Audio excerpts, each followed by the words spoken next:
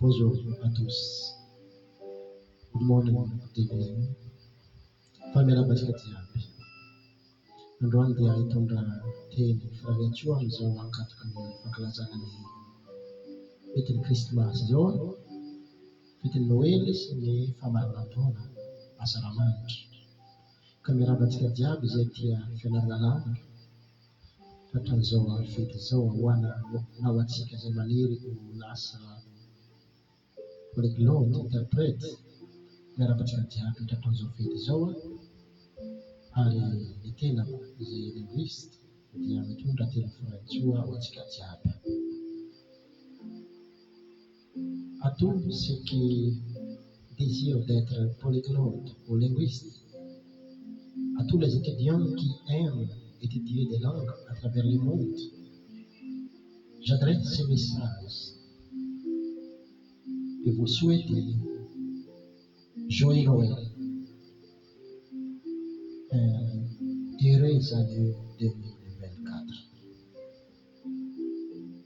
Je vous souhaite aussi de trouver la bonne motivation de réaliser votre rêve et de trouver la patience. Trouvez aussi la persévérance dans notre défi. Je vous souhaite bonne chance. To all those who inspire to be polyglot, to be linguists, all the students in the world, I wish you Merry Christmas and Happy New Year. My inspiration message is find the patience, find the motivation in our challenge to be perfect in language. So today I would like to speak in Filipino, one of the national language in Philippines. Sa lahat ng taong gustong matuto ng mga wika sa buong mundo, sa lahat ng gusto maging polyglot balang araw, ipapasa ko ang aking mensahe ng kagalakan sa sandaling ito kung saan malapit na tayo sa bisperas ng Pasko. Hangat ko sa iyo ang isang masayang Pasko at isang masayang taong 2024. Naway magtagumpay tayo sa ating pagsisikap na matuto ng mga wika para sa ating kinabukasan. Ahora, me gusta mucho hablar en el español para compartir mi mensaje a todos los que aman aprender un idioma. A todas las personas que les gusta aprender idiomas en todo el mundo, a todos aquellos que quieren ser políglotas algún día,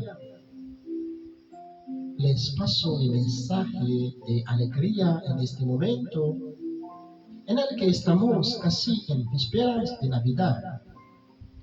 Les deseo una feliz Navidad y un feliz año 2024. Que tengamos éxito en nuestro esfuerzo por aprender idiomas para nuestro futuro. Muchísimas gracias. And now I would like to speak in Italiano. A tutte le persone che amano imparare le lingue in tutto il mondo, a tutti coloro che vogliono essere un giorno poliglotti, trasmetto il mio messaggio di gioia in questo momento in cui siamo quasi alla vigilia di Natale. Vi auguro un odioso Natale e un felice anno 2024. Che possiamo trovare successo nel nostro sforzo di imparare le lingue per il nostro futuro. I would like to speak now in Pinisaya, one of the dialects in Philippines. Sa tanan nga mga tawo nga ganahan nga magkatuon sa mga pinulungan sa tibuok kalibutan. Sa tanan nga gusto nga mahimong paliglo usa ka adlaw sa maabot. Akong pangandoy, akong ipasa ang akong mensahe sa kalipay. Niining gayon na, din hapit na kita sa bispera sa Pasko. Nang hinangod ko nga usa ka malipayong nga Pasko o usa ka malipayong nga tuig 2024. Hinangod ko nga kita magmalampuson sa atong paningkamot sa pagkat-on sa mga pinulungan alang sa atong kaugumaon.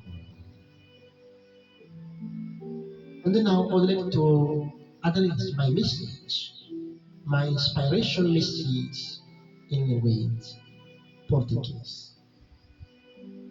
A todas as pessoas que gostam de aprender línguas no mundo inteiro, todas aquelas que querem dia ser políglotas, passo a minha mensagem de alegria neste momento em que estamos quase às vésperas do Natal. Desejo-lhe feliz Natal e feliz ano de 2024. Que tenhamos sucesso em nosso esforço para aprender línguas para o nosso futuro. Muito obrigado. Muchas gracias. Thank you. Merci. Grazie mille. Salamat po. Salamat. Adios.